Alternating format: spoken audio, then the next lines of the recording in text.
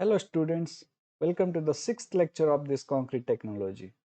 In this lecture, we will start a new chapter that is on aggregates. Before going into the detail of this aggregates, different types of aggregates, first of all we should know what is aggregate means and why we should learn about this material. Okay, if you see the definition here, aggregates are inert material that is extracted from the nature, or it may be prepared in a artificial process. Okay, first of all, it should be a inert material. Why it should be inert? Because we do not want these aggregates to react with our cement. Okay, also it should have high resistance to the external chemicals that is coming into the concrete system. Okay. So now these aggregates that we are using in our constructions, that may be natural or it can be processed artificially. Usually we use the natural aggregates. If you see different types of aggregates that we are using uh, by crushing the stones that we mine from the nature. So we put those stones in the crusher and bring them into a particular size before using them in our construction. Artificially, we are also preparing aggregates such as your fly ash pellets, or sometimes we are also using the recycled aggregates. Also the recycled fine aggregate, we are also processing it by removing the attached mortar. From there we are actually preparing the manufactured sand. Okay, so these are some of the artificially processed aggregates that we are using sometimes in our construction. Then why should we study about these aggregates? Why is it essential for us to focus on this material seriously? If you see in a concrete, these aggregates actually occupy 70 to 80 percentage of its volume. That is a huge volume if you consider a concrete system. Okay, so if a material is occupying that much of volume, then it is very essential for us to know about these materials uh, thoroughly. Okay, so that we will be able to use the appropriate material in appropriate proportion. Okay, so that we can make our concrete uh, with our desired properties. Okay, and make our concrete more durable. There are different types of aggregates that is used in our concrete. Okay, first of all, we should be able to classify them properly. Okay, so we can classify them based on following criteria. So, what are these criteria? These are the shape, size, density, and origin. So these are the four parameters based on which we can classify the aggregates that is available to us. Okay, first of all, we will see how based on shape we can classify our aggregates. There are different standards, they are using different ways to classify them. If you see here, in US standard, they have 6 different categories of aggregates based on their shapes. Those are like well-rounded, rounded, sub-rounded, subangular, angular, and very angular. Similarly, in British standard also, they use 6 different categories such as rounded, irregular, flaky, angular, elongated, and flaky and elongated. In our Indian standard also, we follow this type of classification. that is been I mean presented in the British standard.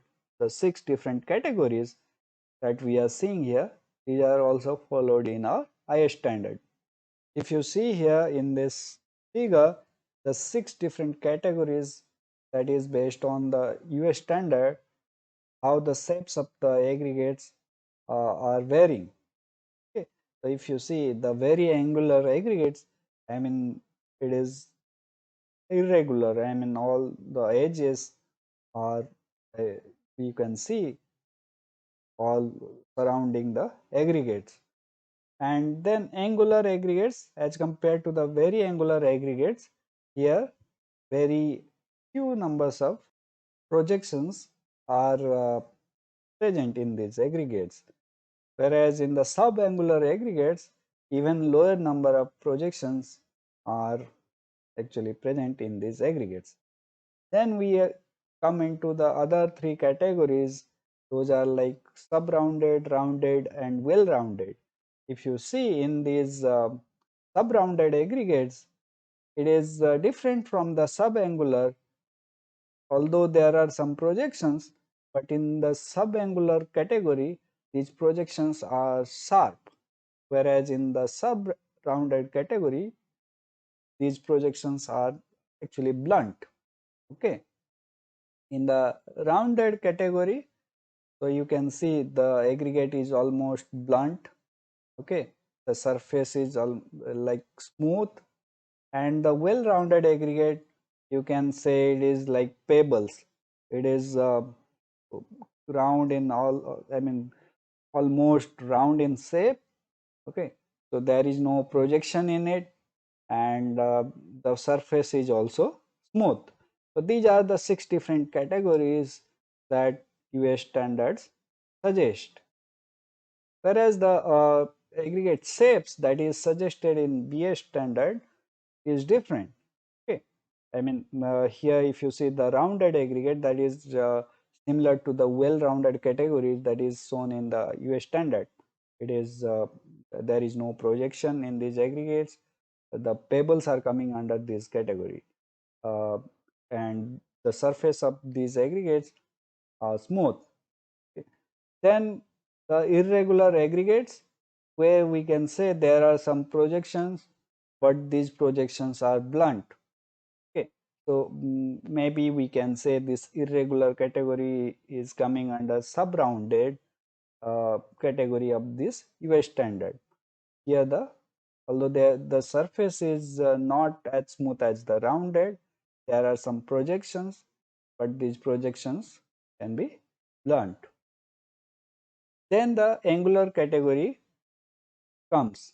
Okay, here you can see the surface is not smooth. There are many projections in these aggregates, and these projections are also sharp. Okay. Apart from these 3 categories, there are 3 other categories that is very different from the US standard. So these are not even discussed in the US standard. So one is our flaky, then elongated, and another one is flaky and elongated. So first of all, we'll see about the flaky aggregate. So what is flaky?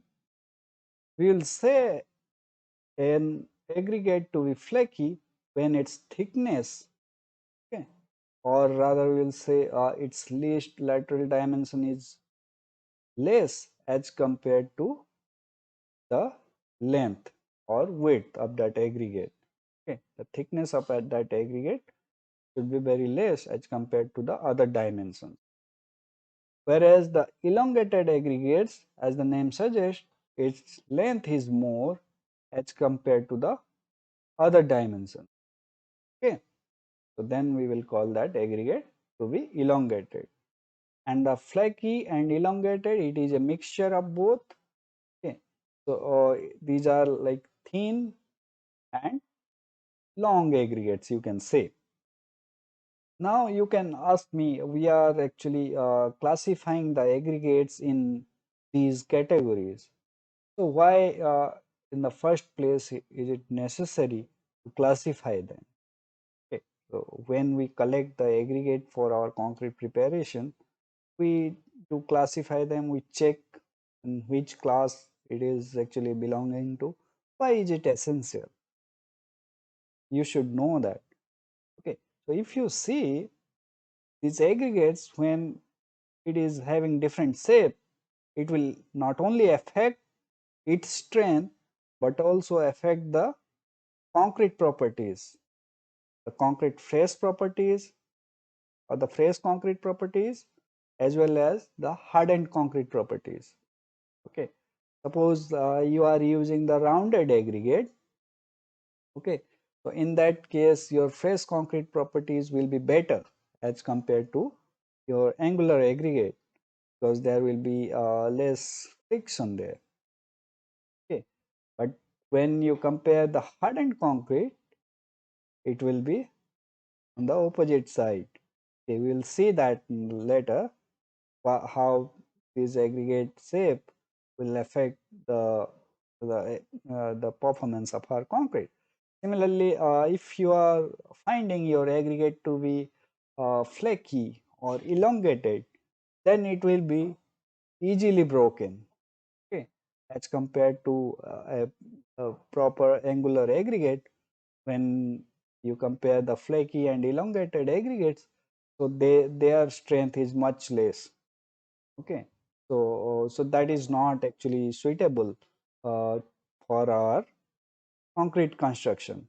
Okay, so when I am saying that the flaky and elongated aggregates are not suitable, then we should be able to judge them up to what limit it is actually allowable.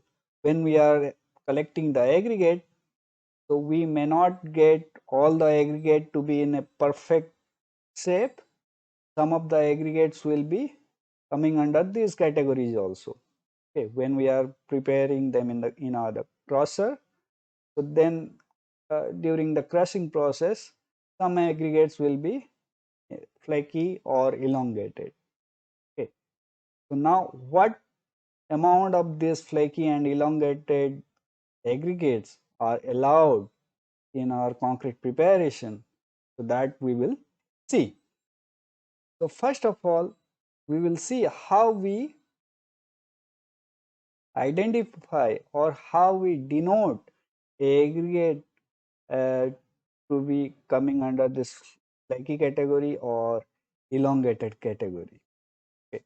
So there is IS 2386 part 1, IS 2386 part 1 to actually classify them in the flakiness or elongation category.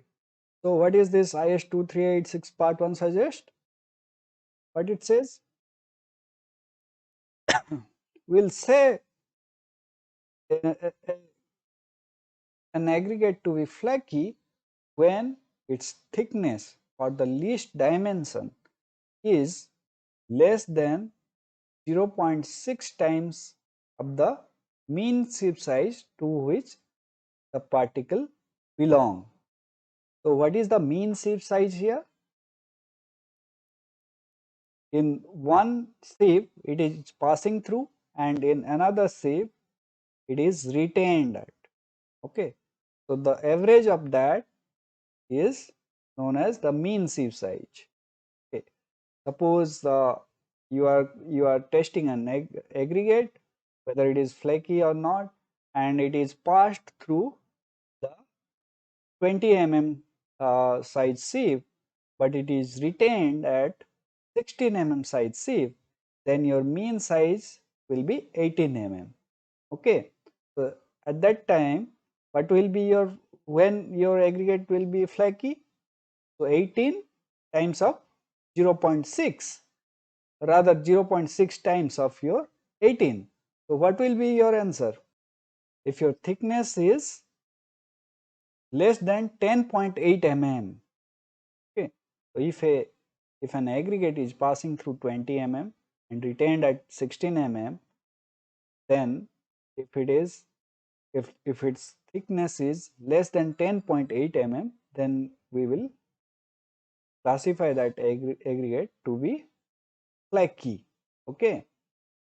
So this is the apparatus that we use in order to check whether an aggregate is flaky or not. Here you can see the sieve sizes are written here. Here you can say this is 12.5 to 10.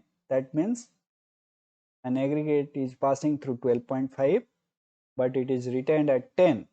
So then we will push that aggregate through this hole and check whether that aggregate is going through that hole or not.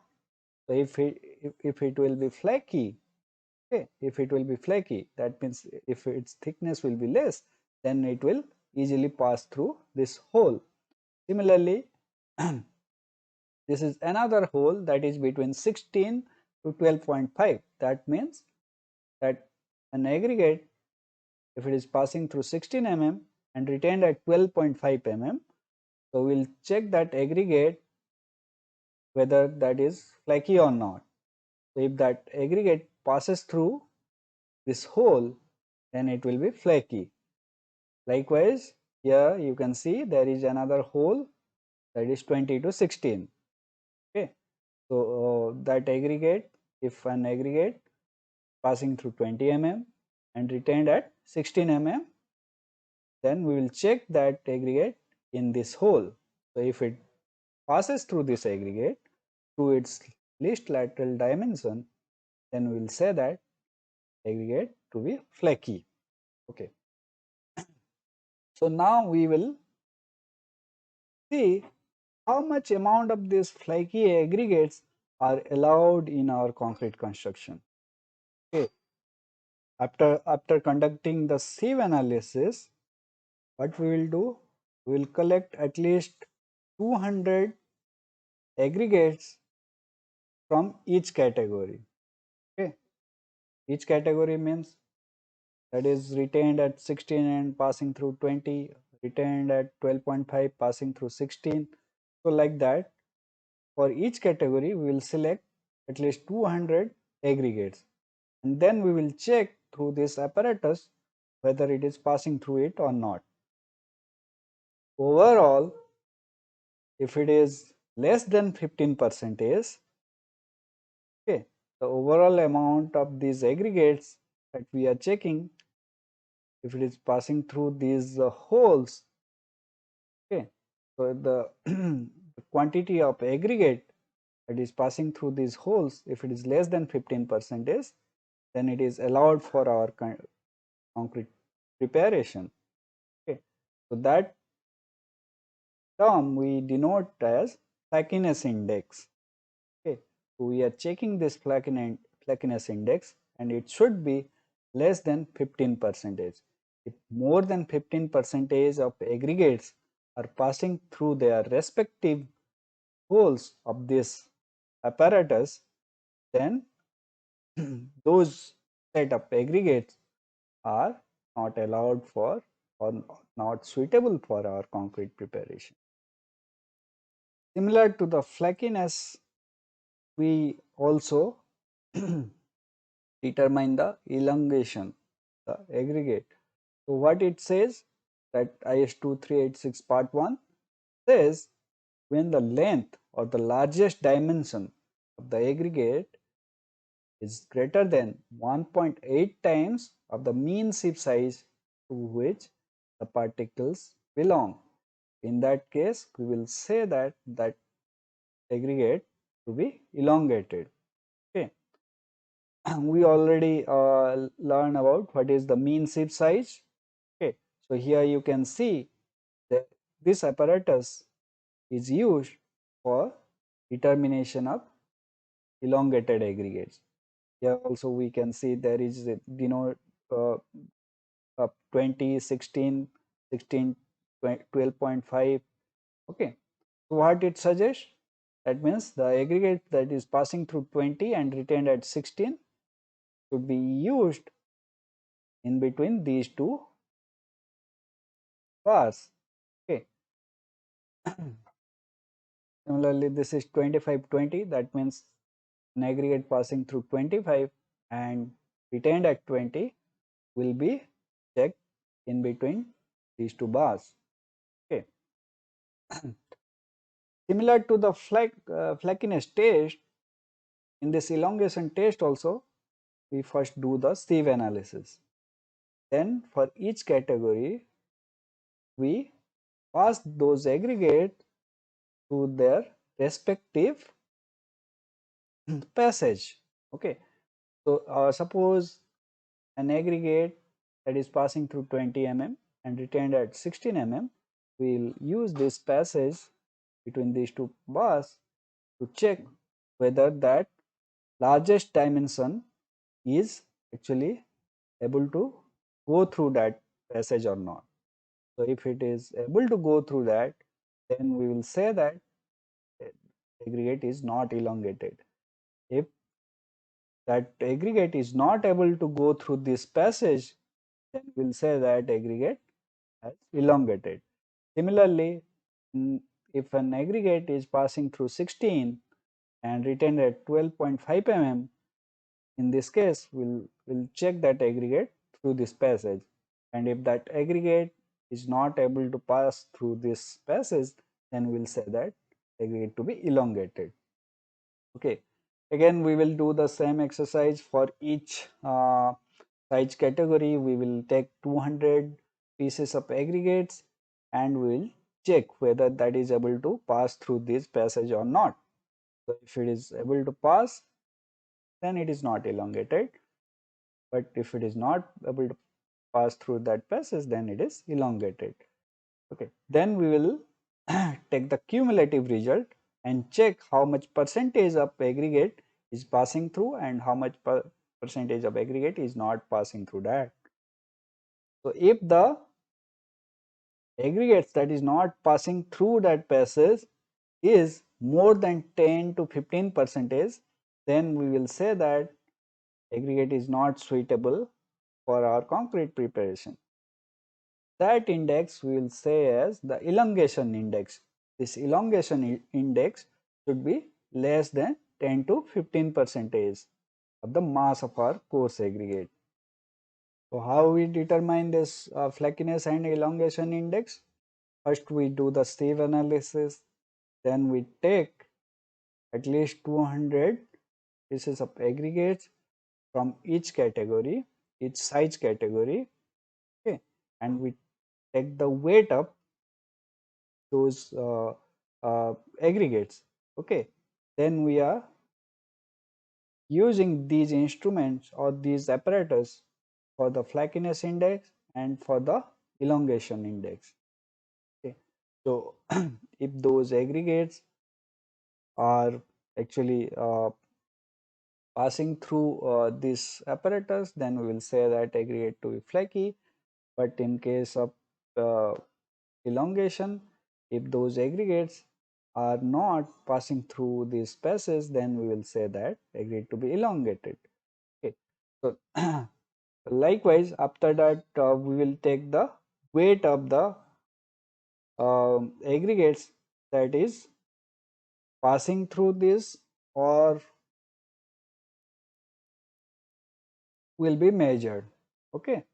So if the aggregates weight passing through these holes is more than 15 percentage, that means our flakiness index is exceeding 15 percentage, which is not suitable for our concrete preparation.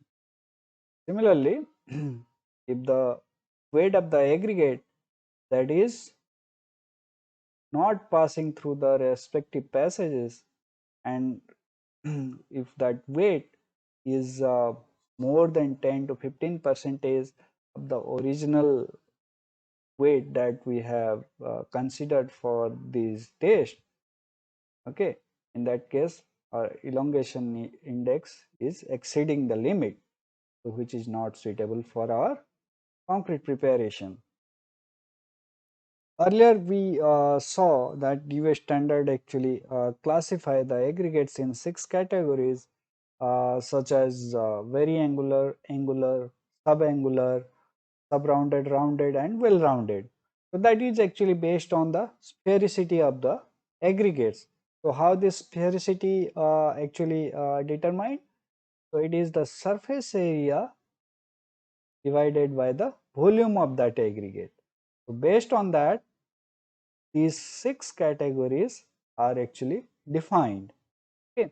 So if you see the very angular aggregate, so its roundness index actually falls in between 0.12 to 0.17. Similarly, for the well-rounded aggregate, the roundness index is actually falls between 0.7 to 1. Here you can see just based on the sphericity of the aggregate, so these are classified. Here there is no description about the flakiness or the elongation of the aggregate, which is also essential while using the aggregates for our concrete preparation.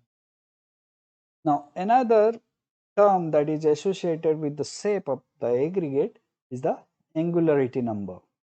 This is a very important index through which we can not only uh, know the shape of our aggregate, but also its packing ability in the concrete. Okay, so why if you see this angularity number formula here, it is 67 minus 100 W by CGA. Okay, so here the W is mean weight of the aggregate in cylinder. Is the weight of the water that is required to fill the cylinder. Okay, and Ga is the specific gravity of the aggregate. So we are using a cylinder in order to determine this angularity number. Okay, so we will talk about that test, but first of all we will see what this number 67 is actually indicate. Okay, why 67? Why not some other number? Okay, so this 67, if you see here, this number 67 comes when you use perfectly round aggregate to fill a certain volume. Okay, when you use perfectly round aggregate to fill a certain volume, then it occupies about 67 percentage of that volume. Okay, so suppose you are taking perfectly round aggregates and putting it in a cylinder. Okay, so whatever may be the volume of cylinder, so only 67 percentage of that will be occupied by those aggregates. Okay, so that is why the number 67 is used here. That means when your aggregate is well rounded, okay, almost well rounded, then your angularity number, what will be your angularity number then? It will be nearly equal to 0, isn't it? Okay. As the angularity of the aggregate increases, this angularity number also increases. So this angularity number actually ranges from 0 to 11. So 0 indicates highly rounded aggregate, whereas the number 11 is representing the most possible angular aggregates. Okay. So as I said, when you use the well-rounded aggregate, it will occupy around 67 percentage of your volume. Okay, so when I say it occupies 67 percentage of that volume, that means the void content is 33 percentage. Okay, that means when your angularity number is 0, your void content is 33 percentage. Now you tell me, if my angularity number is 11, then what will be the void content? Okay, when your angularity number is 11, your void content will be 33 plus 11, 44%. Okay. What does it indicate? It indicates that when we use highly angular aggregates, then we will have a higher amount of void in our concrete. Okay. So for that we also require a higher amount of mortar or paste to fill those voids. Okay. So that is why it is not advised to use highly angular aggregates. Okay. In terms of voids, you can say that the well-rounded aggregates are more suitable because this will create minimum amount of void due to a higher packing, but it is having other disadvantages also. Okay. So we should have appropriate amount of this angularity number when we use in concrete construction. Usually for the road construction, if our angularity number is between 7 to 10, then it is acceptable. Okay. So IS 2386 part 1 is there in order to determine your angularity number. So what is the procedure described in IS 2386 part 1? We take a cylinder. Okay. So after sieve analysis, the aggregates will be poured in that cylinder in 3 layers, and in each layer we will give 100 blows by using the tamping rod. Okay. So after that we will weigh that aggregate that is been put in that cylinder. Okay. And then we will fill that cylinder and take the weight of that water, how much amount of water actually needed to fill that cylinder, and the specific gravity of the aggregate will be determined. So these are all required in order to determine our angularity number. Okay. So based on that we will decide its range from 0 to 11. Okay. As I said, 0 is for the rounded aggregate and 11 is for the the angular aggregate, the most possible angular aggregate. Okay. So this rounded aggregate is more smooth. Okay, its surface is smooth. So the workability while using these aggregate will be much better as compared to the angular aggregate, because the angular aggregate surface is not smooth. Okay. So there are many projections and sharp projections. That is why the more is the angularity, less is the workability of that concrete mix. So that is another advantage of using the more angular aggregate. Okay. One is it will reduce, or it will reduce the packing density, or it will increase the void content in the aggregate mix. The second is it will reduce the workability. So that is why we need to decide or determine the angularity number before using it in the concrete construction. Now we will see how, based on size, the aggregates can be classified. Broadly, if you see, we usually classify them uh, under coarse aggregate and fine aggregate. So now we should also know what is the boundary line between our coarse aggregate and fine aggregate, which one should be coming under coarse aggregate, which one should be our fine aggregate. So if you see here, if the aggregate size is more than 4.75 mm, so then we call it as coarse aggregate, whereas the fine aggregate is in between 4.75 mm to 0.075 mm. Okay. So this is how we broadly classify the coarse aggregate and fine aggregate. But within them also there are many classes.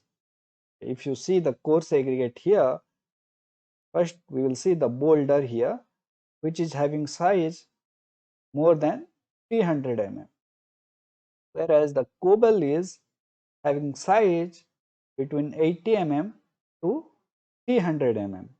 Okay.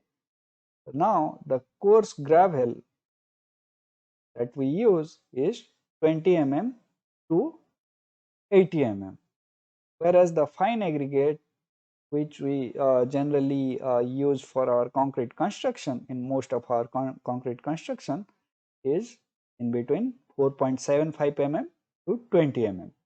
Okay. Mostly in our concrete construction we use this fine gravel. Okay. Similarly, for the fine aggregate, the coarse sand is between 2 mm to 4.75 mm. Okay. Similarly, medium sand is from 0.425 mm to 2 mm. The fine sand is between 0.075 mm to 0.425 mm. Okay.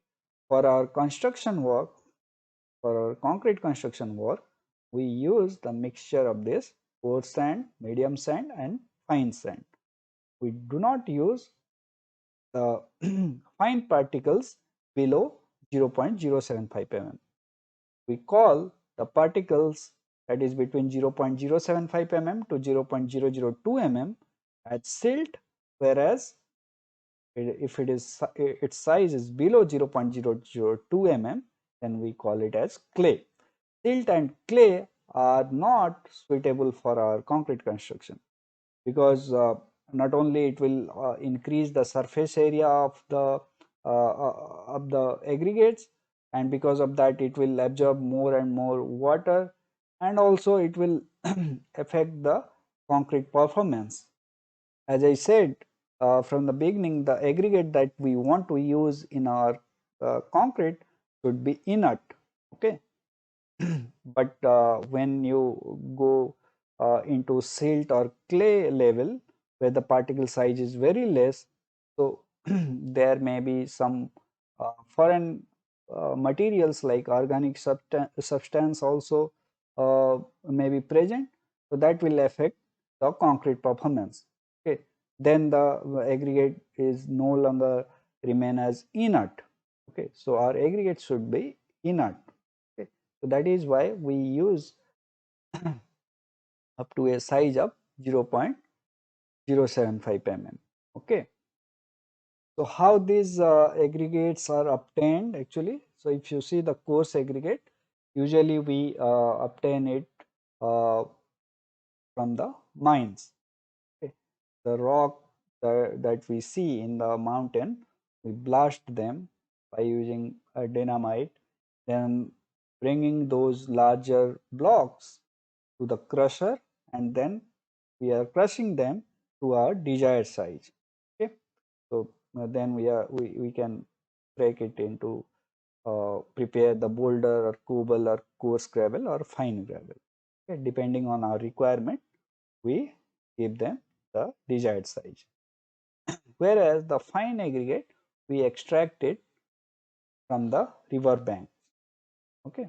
In the river banks, it is already present, so we directly extract it from there. But while extracting it, we do not know which uh, category it will belong to. Okay. Whether those sand will be coarse or medium or fine. Okay. So these also, I mean, these types of sand also affect your concrete performance, whether your concrete your sand is coarse or medium or fine. So depending on that, your uh, application will be different. Okay. So IS code also uh, suggest which sand should be used for what purpose. Okay. So for that we need to do the sieve analysis. Okay. After bringing those sand from the river banks, we need to carry out the sieve analysis. Then we have to decide which category it falls into. So we'll see in detail what are the different categories of the sand after doing its sieve analysis. Now, before using any aggregate in the concrete, so first thing we do is the sieve analysis. We take the aggregate and dry it in the oven, and then we do the sieve analysis. So why is it essential to do the sieve analysis? We after doing the sieve analysis, we want to check under what size, how much amount of aggregates are actually available. Okay, so if you see, after doing the sieve analysis, we want to plot that by using this type of curve. Here you can see in the x-axis it is the grain diameter or the aggregate diameter, okay, that we can say, and here in the y-axis the percentage passing by mass. So we want to plot that and check under which size category how much percentage uh, mass is passing through actually.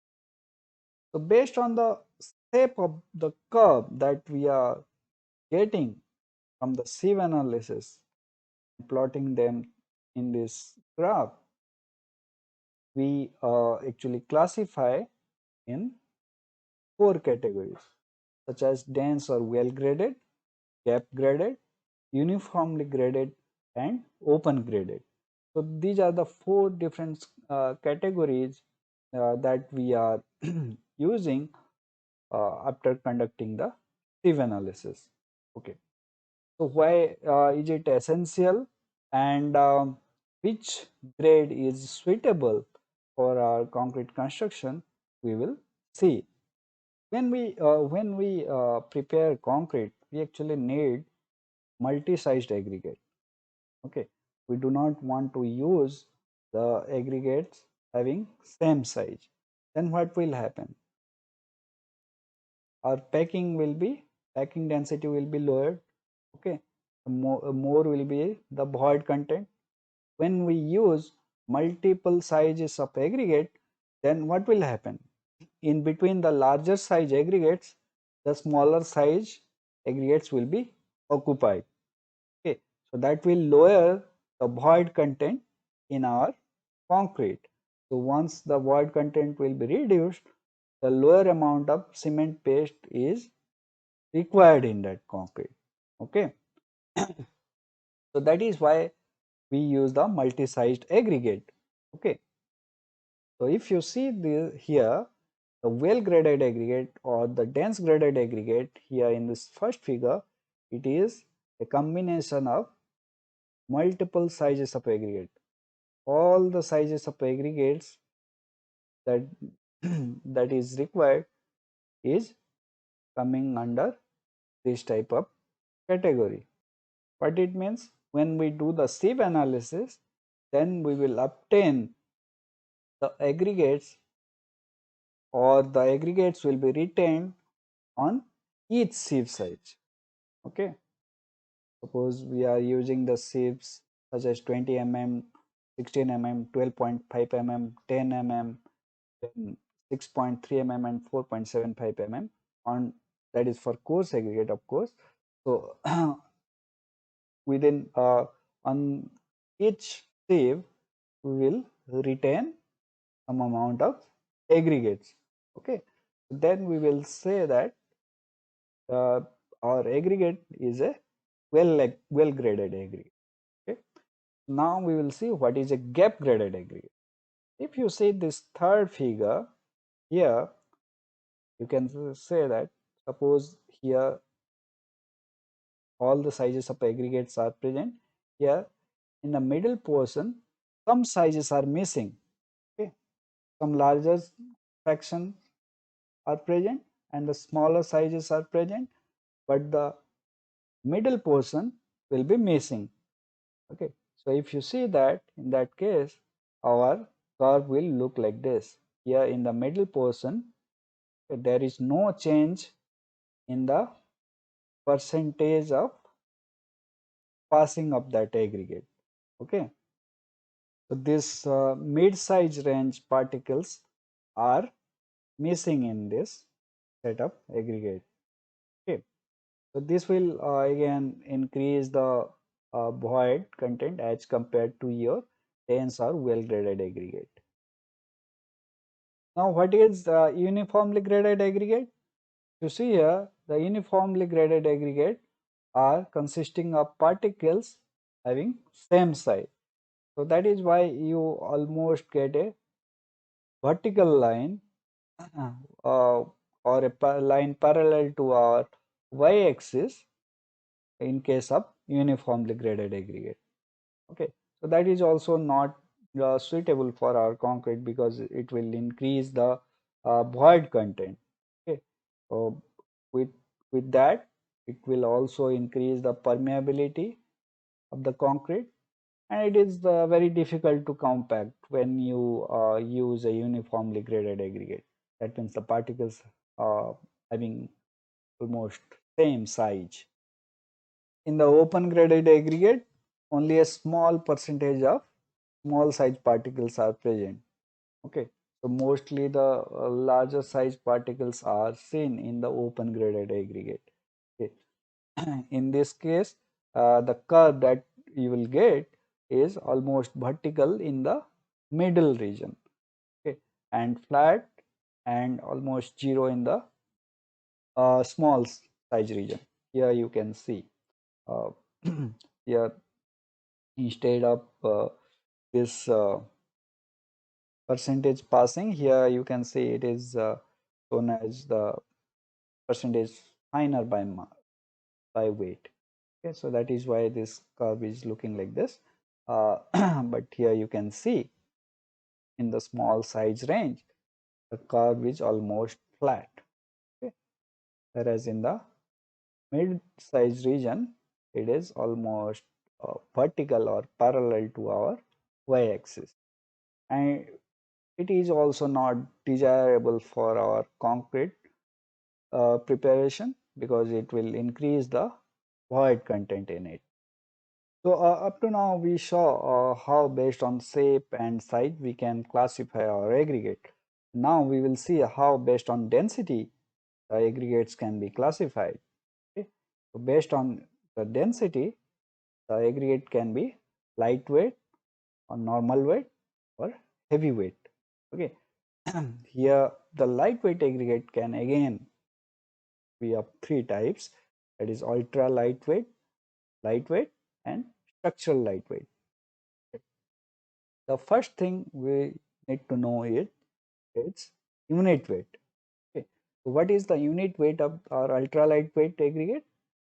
It should be less than 500 kg per meter cube. For the lightweight aggregate, it is between 500 to 800 kg per meter cube. For the structural lightweight, it is between 650 to 1100 kg per meter cube. Whereas the normal weight aggregate, which we usually use in our day-to-day uh, construction, so that is between 1100 to 1750 kg per meter cube. Whereas the heavyweight uh, uh, material, heavyweight aggregate is having dry roded unit weight is more than 2100 kg per meter cube. Now the unit weight is important, which is the uh, unit that we or the parameter that we usually use to uh, know the aggregate density. So if you see for the ultra lightweight aggregate, the unit weight is between 300 to 1100 kg per meter cube, whereas for the lightweight it is 1100 to 1600, and the structural lightweight, that is between 1450 to 1900 kg per meter cube. For the normal weight aggregate, it is between 2100 to 2550 kg per meter cube, whereas for the heavyweight aggregate, it is between 2900 to 6100 kg per meter cube. Okay, so here you can understand the aggregate itself is having Do you have any idea what is the unit weight of our normal concrete that we use in our uh, regular construction? It is around 2400 kg per meter cube.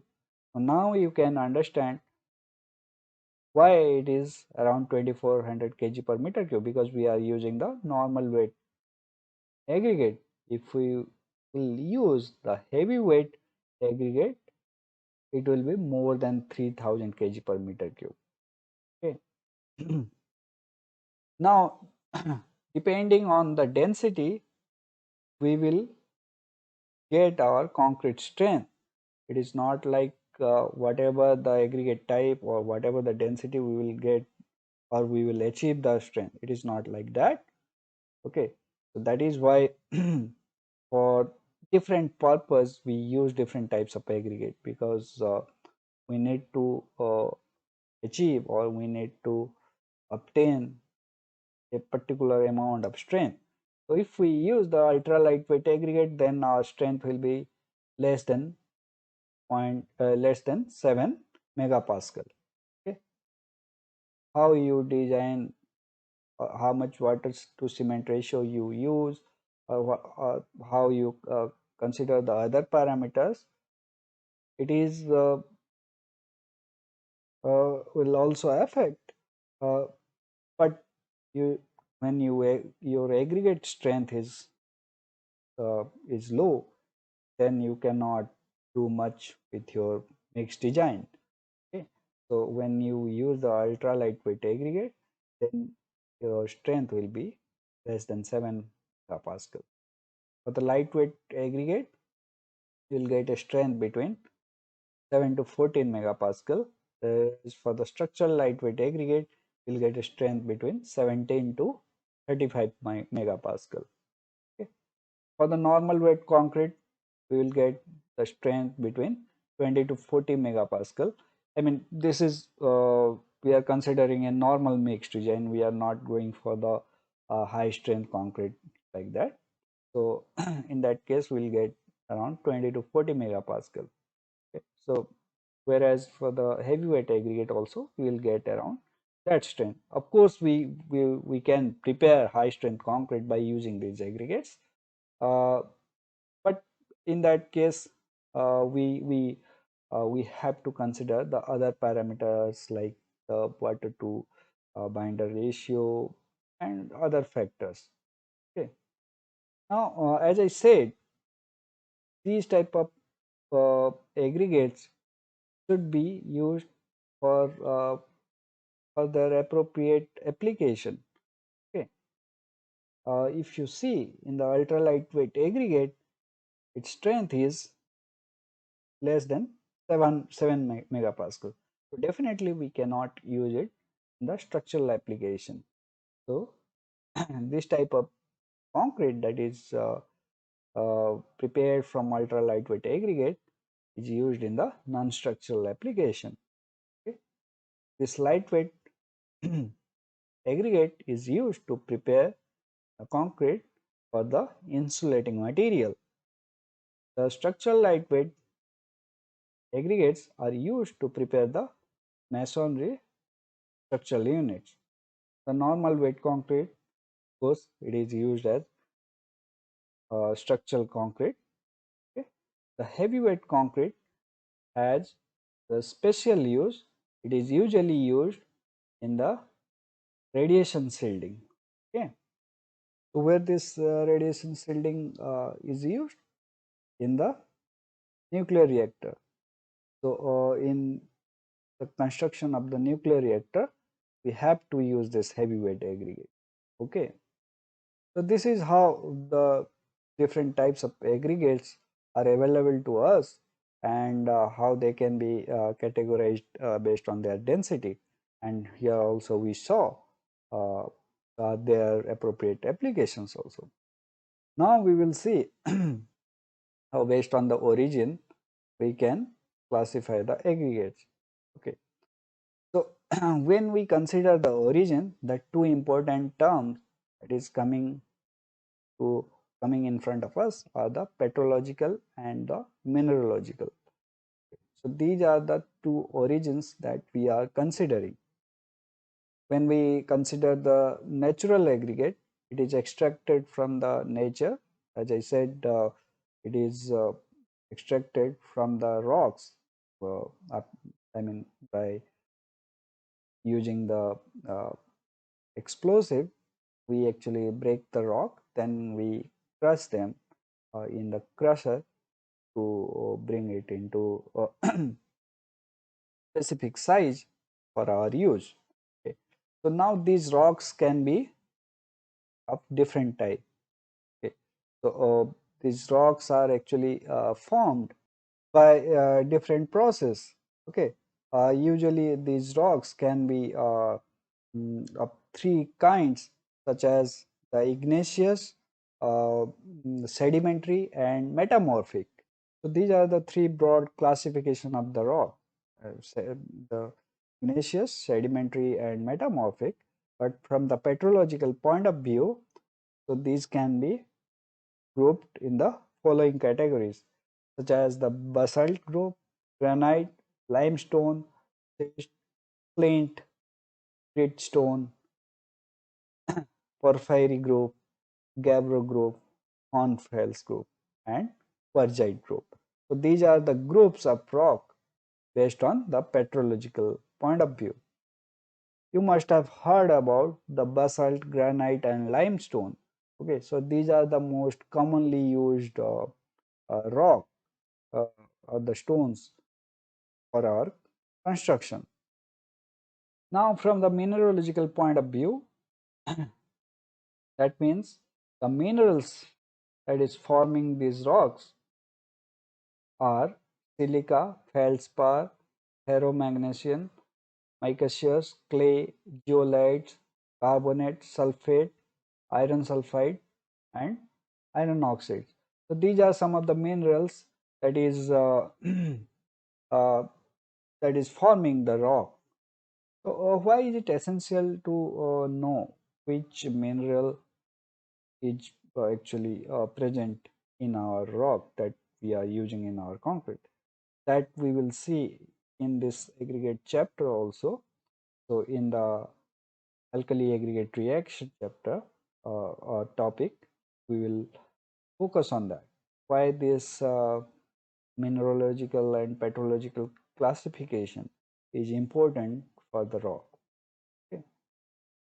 Because some rock uh, does not remain inert when it is used in the concrete system, may react with the uh, concrete product or some external agents, and it will lose its initial properties. Okay, so that is why we should be careful before preparing the concrete. Okay, we should be using the proper rock for our concrete so that in the later stage we should not face any type of problem. Okay. This is how our natural aggregates are actually classified based on the petrological and mineralogical point of view. There are some artificial aggregates are also used, such as the recycled aggregates or fly ash pellets, okay, or lightweight expanded clay aggregate. Okay, so these are some of the aggregates that is manufactured these days. So here we complete this first lecture on aggregates. So in the next lecture, we will see about the different properties of the aggregates in detail. We will stop this lecture here. Thank you.